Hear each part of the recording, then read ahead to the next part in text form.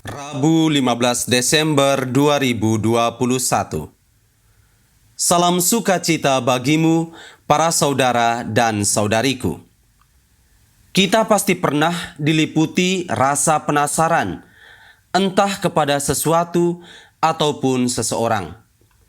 Rasa penasaran bisa hadir karena ada hal yang menarik dari sesuatu atau seseorang itu, sehingga kita seolah-olah tidak bisa begitu saja mengalihkan perhatian dari ketertarikan tersebut.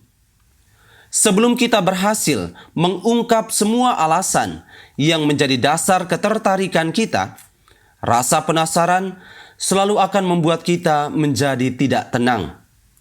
Hidup kita ibarat dihantui. Pikiran kita juga tidak bisa dikontrol dengan baik. Maka, tidak ada cara lain untuk mengatasi rasa penasaran selain mendekati sesuatu atau seseorang itu dan mengungkap sendiri segala yang ingin kita ketahui tentangnya.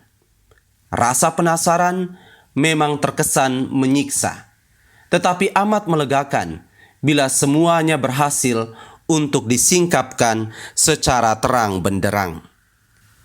Para saudara dan saudariku, sebagaimana kita ketahui dari pewartaan kitab suci, Yohanes Pembaptis datang untuk mempersiapkan jalan bagi Mesias.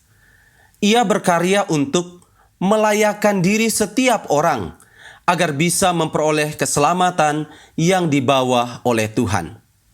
Namun, seturut kisah Injil hari ini yang diambil dari Injil Lukas bab 7 ayat 19 sampai dengan ayat 23, Yohanes Pembaptis ditampilkan tidak mengetahui secara pasti perihal Mesias yang dinantikan kedatangannya itu. Yohanes Pembaptis memang tahu tentang sosok Yesus dan telah mendengar segala berita tentang karya yang dilakukannya. Tetapi ia belum bisa memastikan bahwa Yesuslah Mesias yang dipersiapkan jalannya.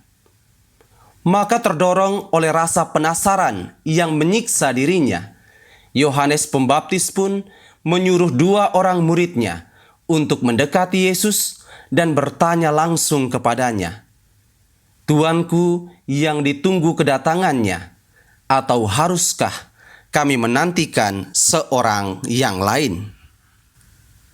Berhadapan dengan rasa penasaran Yohanes Pembaptis ini, Yesus tidak langsung menjawab pertanyaan itu dengan ya atau tidak.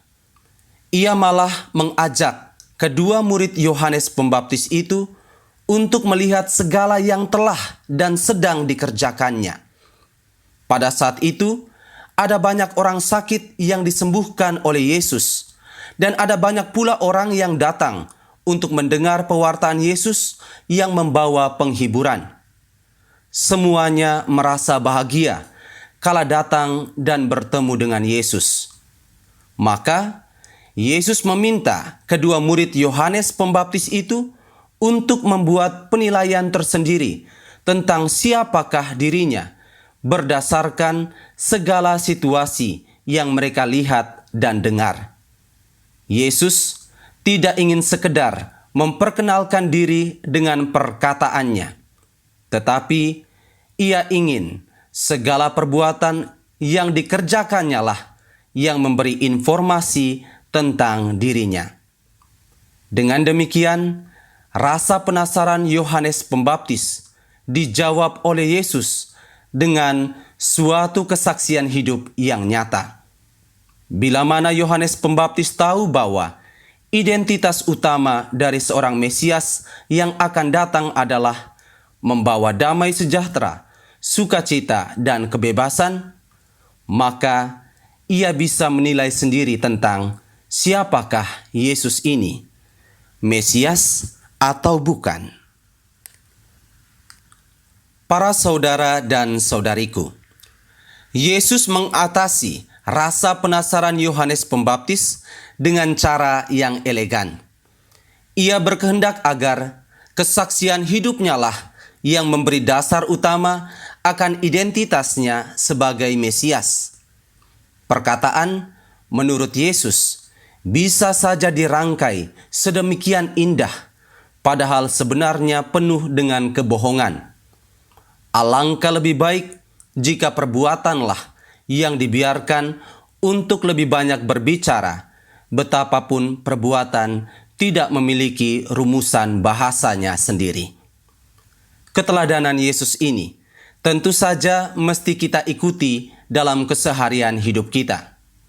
Sebagai pengikutnya, kita harus berjuang untuk menarik perhatian banyak orang dengan aneka kebaikan yang bisa kita lakukan. Pewartaan akan kerajaan Allah yang membawa damai sejahtera, sukacita, dan kebebasan memang dapat kita hadirkan dalam seruan-seruan profetik yang menggelegar. Tetapi, baiklah pula diimbangi atau disempurnakan dengan aksi-aksi nyata yang tepat sasaran dan lebih menyentuh hati.